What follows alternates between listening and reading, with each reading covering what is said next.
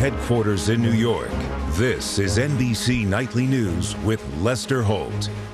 Good evening to our viewers in the West. The head of the FBI dropped 2 bombshells over Capitol Hill today, both, however, landing at the White House doorstep. James Comey, in public testimony, joined the growing chorus of intelligence officials and lawmakers rejecting President Trump's tweeted claims of being wiretapped by President Obama before the election. I have no information that supports those tweets, and we have looked carefully inside the FBI. The Department of Justice has asked me to share with you that the answer is the same for the Department of Justice and all its components. Then there was this, that the Trump campaign has been under an FBI investigation since last summer in connection with Russian meddling in the election. The FBI, as part of our counterintelligence mission, is investigating the Russian government's efforts to interfere in the 2016 presidential election. And that includes investigating the nature of any links between individuals associated with the Trump campaign and the Russian government, and whether there was any coordination between the campaign and Russia's efforts. Tonight, the White House is clinging to the discredited wiretap claim as it works to change the narrative on the Russian investigation. A historic day in Washington that also includes the first day of hearings for Supreme Court nominee Neil Gorsuch. We have it all covered, starting with NBC's Andrea Mitchell. Today, James Comey not only saying there's no evidence to back the president's tweet, claiming President Obama had my wires tapped in Trump Tower, but also saying it's not even possible. So President Obama could not unilaterally order a wiretap of anyone? No president could. As for Mr. Trump's tweet that this is McCarthyism by the president and presumably the FBI. Were you engaged in McCarthyism, Director Comey? Try very hard not to engage in any isms of any kind, including McCarthyism. Our British allies have called the president's suggestion that they wiretapped him for Obama nonsense and utterly ridiculous. Would you agree? Yes, sir. And tonight, the FBI revealing they're investigating possible coordination between the president's campaign and Russia's hacking of Democrats. A lengthy probe that could lead all the way to the White House. Russia's motive? Putin hated Secretary Clinton so much that the flip side of that coin was he had a clear preference for the person running against the person he hated so much. Comey's appearance, along with NSA Director Admiral Mike Rogers, a tale of 2 hearings. For Democrats, it was all about Russia and the possible Trump campaign connection. This was, in part, an inside job from U.S. persons, willing American accomplices, or terribly naive ones, or probably both, who helped the Russians attack our country and our democracy. While Republicans avoiding the topic of Russia, instead going after the leaks of classified information, allegedly from current and former intelligence officials, specifically about fired National Security Advisor Mike Flynn and the Russian ambassador. In theory, how would reporters know a U.S. citizen made a telephone call to an agent of foreign power? Somebody told them we shouldn't have told them.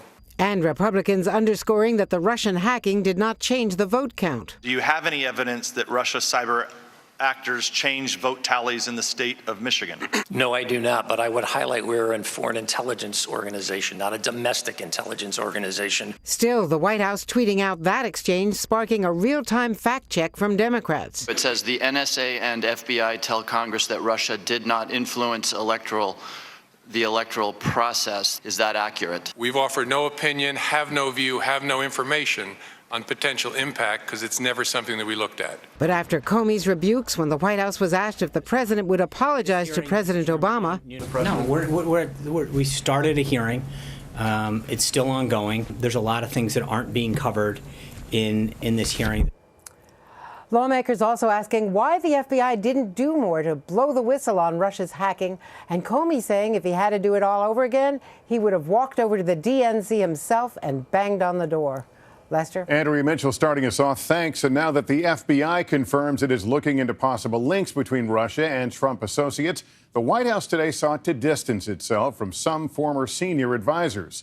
For more on the possible Russian connection that investigators may be looking into, return to NBC News White House correspondent Hallie Jackson. But maybe someday. The questions President Trump tried to shake for months aren't going anywhere. I have nothing to do with Russia. To the best of my knowledge, no person that I deal with does. Director James Comey is now confirming an FBI inquiry into Trump aides' links to the Kremlin started last July, months before the election. That's when headlines swirled surrounding people like Paul Manafort, who had business ties to pro-Russian Ukrainians, and again today is denying any involvement with the Russians. Tonight, the White House is working to minimize his role. Paul Manafort, who played a very limited role for a very limited amount of time. But for 6 months, roughly a third of the campaign, Manafort served as de facto campaign manager. I think they may be trying to protect themselves from what they don't know about Paul Manafort or Mike Flynn or others who were around the campaign, but are now known to have had contacts with Russians. The administration has long dismissed Carter Page, who visited Moscow during the campaign, as just a bit player. And today, Roger Stone, a notorious GOP operative, demanded his chance to respond to what he calls smears at the hearing. He cut ties with Team Trump in 2015, but raised questions with his tweet last summer, seeming to predict a WikiLeaks hack aimed at the Clinton campaign. I have a back channel communications with WikiLeaks. To Democrats, it adds up to this argument: too many connections to be coincidence. To Republicans, it's a witch hunt, with the White House pointing to statements from former Obama administration officials. But at the time, we had no evidence of such collusion. It could be years before the investigation's complete. Until then, its cloud hangs over the Trump administration, the shadow of Russia looming. Hallie Jackson, NBC News, Washington. All of this brings us to the subject of President Trump's credibility, which is one of the most important things a president has, especially when a national crisis arises and the country turns to its commander-in-chief. Now, after a string of unproven claims, will this president struggle to keep the trust of the American public? Here's NBC's Peter Alexander. Tonight, for a president who's often loose with the facts, a moment of truth after being publicly rebuked by the FBI director for his latest unfounded claim. In Mr. Trump's insurgent campaign fueled by promises, this one likely got lost.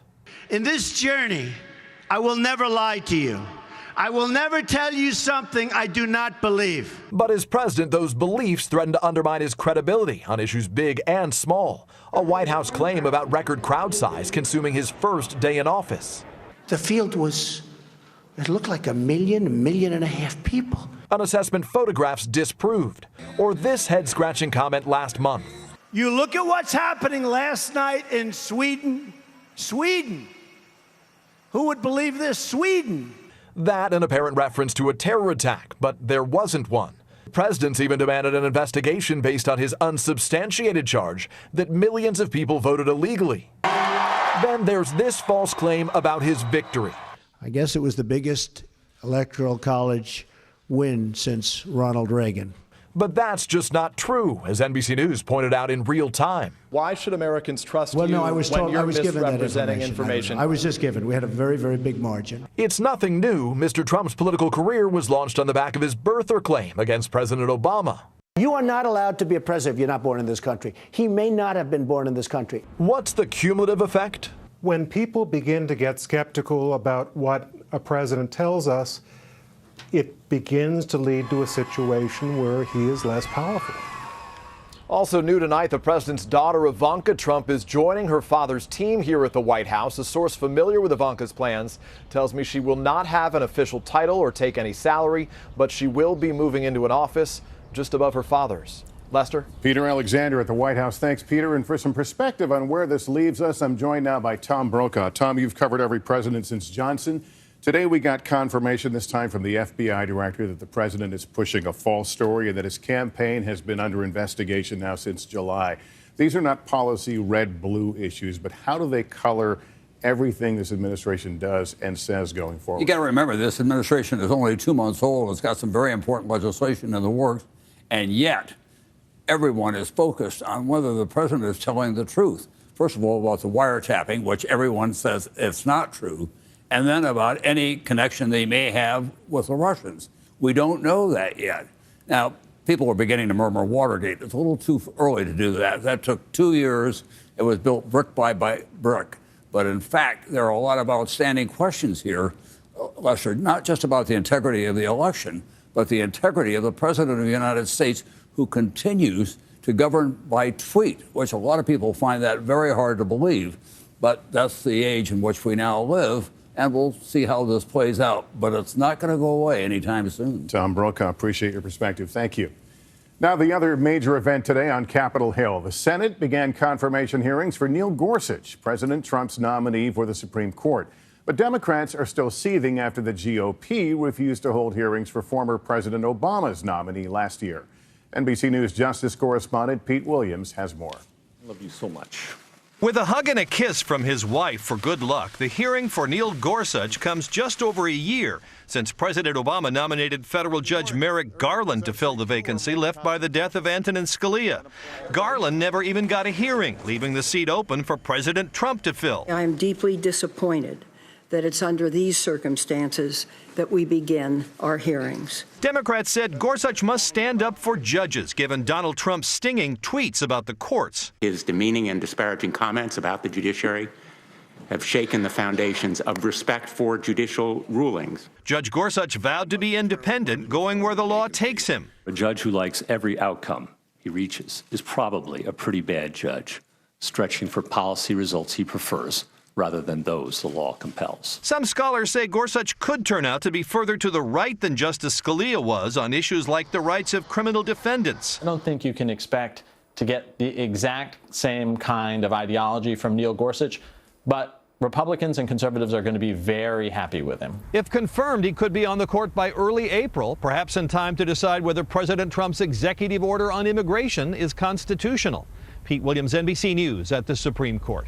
Tonight, NBC News has learned the government is about to announce new restrictions on electronic devices banned on board certain overseas flights into the U.S. NBC's Miguel Almaguer is in our Los Angeles newsroom with late details. Miguel, what can you tell us about this? Lester, good evening. One federal official tells NBC News the new temporary electronic restrictions is based on threat intelligence. Tomorrow, Homeland Security will officially announce the changes for passengers flying into the U.S. from overseas on certain flights. The temporary rules will restrict some devices to checked bags. In a now deleted tweet, Jordanian Airlines warned passengers would not be able to carry on laptops, tablets, cameras, and other electronics, but cell phones and medical devices would be exempt. U.S. officials say laptops have long been a source of concern, but declined to be specific about the nature of the threat or how long the restrictions would be in effect. We're told they would not apply to U.S. airlines, only foreign carriers operating flights from certain countries directly to the U.S. Lester. Miguel Almaguer, thank you. Still ahead, speaking out. The kidnapping victim caught on camera jumping from the trunk of a moving car talks exclusively to NBC News about her harrowing ordeal. How something she saw on social media helped her daring escape. We're back now with an NBC News exclusive interview with a woman seen in a video making headlines across the nation. She was kidnapped, forced in the trunk of her own car. Then she made an incredible leaping escape that was caught on surveillance video. Now she's opening up about how she fought her way to freedom. NBC's Kerry Sanders has her story. A remarkable escape. Stuffed in the trunk, 25-year-old Brittany Diggs leaps to safety from a moving car. That was like the scariest thing I've ever had to deal with. The nursing student says she was forced into her own car at gunpoint last Tuesday night outside her apartment. He made me drive him to another side of town. He tried to rob 2 other couples. When those attempts failed, Brittany says he ordered her into the trunk, found her ATM card, and gave her an ultimatum. Give me your PIN number or I'm kill you. At several ATMs, the card failed, but at one, he reportedly was able to withdraw $100. And my biggest fear was he was going to drive this car into a river. I'm going to drown here and nobody's going to know I'm in this trunk. So that's when she made the decision she had to get out. Brittany Diggs may owe her life to a federal law that was passed in the year 2000. It says that all trunks have to have a release to the latch, just in case somebody is trapped inside. I remember seeing a video on Facebook a couple years ago, like talking about trunk latches. I just got the bright idea to use my insulin pump light. So I found the latch, popped the trunk, popped the latch, and I step out instead of rolling out. Tonight, Birmingham police have a fuzzy image of a suspect, while Brittany says until he's caught, her nightmare will not end.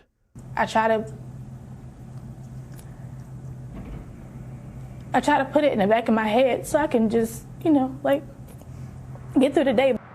Kerry Sanders, NBC News, Birmingham, Alabama. One brave lady. We're back in a moment with twin toddlers whose all-night party has made them a viral video sensation. David Rockefeller has died, a billionaire philanthropist. He was the last of his generation, the sixth child of John D. Rockefeller Jr., of course, the namesake of this building. The Rockefeller family, an American dynasty, starting with Standard Oil co-founder John D. Rockefeller, that now includes a sprawling network of businesses and charities. David Rockefeller was 101 years old. Meet the pair of party animals who've become a viral sensation with millions. They're twin 2-year-old boys caught on camera escaping from their cribs and throwing what amounts to essentially a late-night bash, even after their parents broke it up twice. Mom and Dad say they decided to spy on the boys after hearing a whole lot of giggling coming from their room. They've got a handful. When we come back, the touching answer to a mystery that stretched for over a decade. Inspiring America is next. Finally, tonight, for over a decade, it was a beautiful fixture along the roadside in one California community. But no one seemed to know who created or maintained it. Then something unexpected happened, and the touching reason behind it all became clear. Our Joe Fryer, with help from our Bay Area station KNTV, has our Inspiring America report. For a dozen years, the edge of this property owned by Chevron was the scene of a mystery. I would see it from time to time. Company executive Joe Lorenz remembers it well, an elaborate roadside memorial along the fence filled with flowers, angels, and so much more. We would see that it was being maintained, but we'd never see who was maintaining it. This is how it all looked before. Cesar Zepeda with the neighborhood council was equally curious. All we knew is that it belonged to someone who was very much loved. But when the property needed an upgrade, the memorial's future was in jeopardy. So Chevron posted a note hoping to hear from the anonymous caretaker, and finally did. It just changed my whole life. Ray Olson created the tribute to honor his only son, also named Raymond. In 2003, the young man was killed in a crash involving a drunk driver. His loyal father tended to that memorial in the middle of the night so no one would see him, always afraid it might someday vanish, never imagining this. Shows you people, shows you care. The world has hope. After hearing Ray's story, Chevron and the neighborhood teamed up to build a permanent memorial in a park. That's Ray's bench. We said, this is your spot, Ray. You no longer have to come at night. Never even thought to dream about something like this. With this, Ray feels he can finally accept his son's death. Knowing that you've given life and hope to a father, and knowing that you made somebody's life better, it's an amazing, amazing feeling to have. A mystery solved. You're my brother now. Thank you. And a father freed. Joe Fryer, NBC News, Richmond, California. What a touching story. That's going to do it for us on a Monday night. I'm Lester Holt. For all of us at NBC News, thank you for watching and good night.